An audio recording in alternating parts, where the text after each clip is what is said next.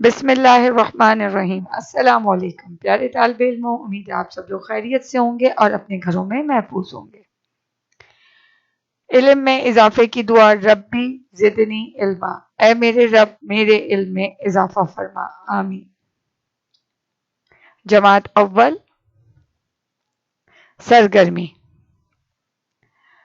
سرگرمی نمبر 7۔ یہ ہماری درسی کتاب ارمغان اردو سے لی گئی ہے۔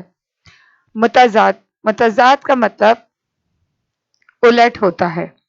آپ سب پہلے بھی اس طرح کی سرگرمی کرتے رہے ہیں۔ الفاظ کے متضاد، آپ کو یہاں 3 کالم دیے گئے ہیں، نمبر شمار کا، الفاظ کا، متضاد کا۔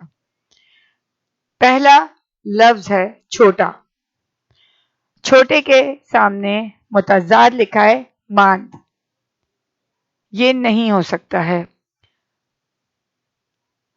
نمبر 2 پہ لکھا ہے چھوٹی، یہ بھی نہیں ہو سکتا۔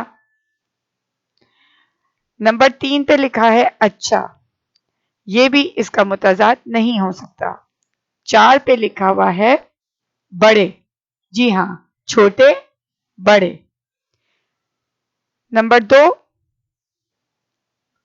برا، اس کے سامنے لکھا ہوا ہے چھوٹی، اس کے نیچے لکھا ہوا ہے نمبر 3 پہ اچھا، جی ہاں، برا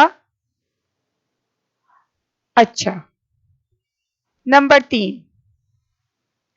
روشن، اس کے سامنے لکھا ہے اچھا، جو کہ برا کا متضاد ہے۔ اوپر کی طرف آتے ہیں، ماند کہتے ہیں اندھیرے کو، دھندلا۔ روشن چمکدار، جس میں آپ کو ہر چیز نظر آئے، تو اس کا متضاد ہوگا ماند۔ نمبر 4 پہ ہے سچی، اور اس کا متضاد ہوگا جھوٹی۔ جی ہاں، آپ نے اس طرح اس سرگرمی کو اپنی کتاب میں مکمل کرنا ہے۔ ایک اور سرگرمی ہے، سرگرمی نمبر 8۔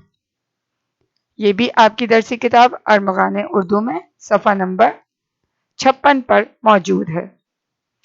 مندرجہ ذیل جملوں میں خالی جگہ کو خط کشیدہ الفاظ کے متضاد سے پر کیجیے۔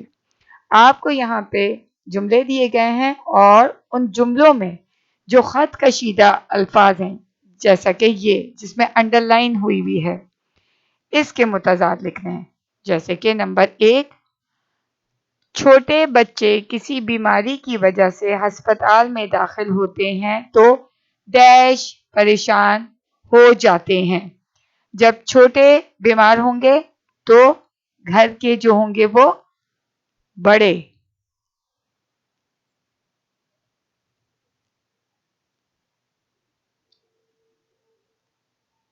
جی پریشان ہو جاتے ہیں۔ آپ نے اس طرح اس سرگرمی کو مکمل کرنا ہے۔ نمبر 2 پر ہے سورج صبح بڑا روشن ہوتا ہے جب کہ شام میں اس کی روشنی ڈیش پڑ جاتی ہے۔ آپ نے ابھی اوپر والی سرگرمی میں پڑھا تھا روشن کا متضاد۔ نمبر 3، اچھے کام کرنے والے کو سب پسند کرتے ہیں جبکہ ڈیش کام کرنے والے کو کوئی پسند نہیں کرتا۔ اچھے کا متضاد کیا ہوگا؟ آپ لوگ جانتے ہیں۔ نمبر 4، ہمیں ہمیشہ سچی بات ہی کرنی چاہیے اور ڈیش باتوں سے بچنا چاہیے۔ جی ہاں، آپ نے ابھی اوپر سرگرمی میں سچی کا متضاد پڑھا ہے۔ بہت اچھے طریقے سے سبق کی بلند خوانی کرنی ہے، متضاد کی پریکٹس کرنی ہے، سرگرمی کرنی ہے اور اس سرگرمی کو مکمل کرنا ہے۔ اپنا خیال رکھیے گا۔ جزاک اللہ خیر۔